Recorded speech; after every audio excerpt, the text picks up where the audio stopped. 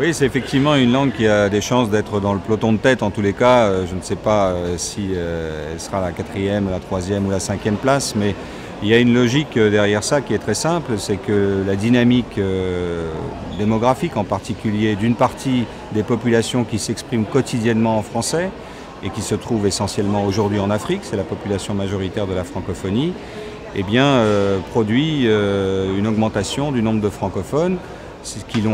sont des gens qui ont appris le français à l'école, mais qui surtout, c'est plus important, l'utilisent quotidiennement dans leur environnement, que ce soit au travail, que ce soit dans leur rapport avec l'administration, que ce soit dans leur communication ou dans leur mode d'information. Les médias jouent un rôle considérable évidemment dans cette croissance de l'usage du français, parce que c'est plutôt de ça dont il faut parler. Et de ce point de vue-là, la langue française a effectivement des caractéristiques qui la distinguent de beaucoup d'autres langues et qui la placent dans le peloton de tête. Ce qui est important, je crois, pour cet avenir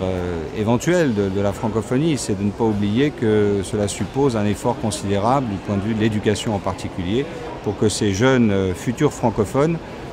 soient en mesure d'avoir une éducation de qualité en langue française, et puis qu'ils apprennent aussi les langues étrangères, ce qui est indispensable aujourd'hui. Ce qui est significatif aussi en Afrique francophone, c'est que cette langue faisant partie de l'environnement quotidien et de plus en plus, c'est un phénomène dont on voit les premiers indices maintenant, utilisée aussi à la maison, et donc c'est une langue d'Afrique. Ce n'était pas une langue africaine, elle est arrivée là dans d'autres circonstances, mais c'est devenu une langue d'Afrique.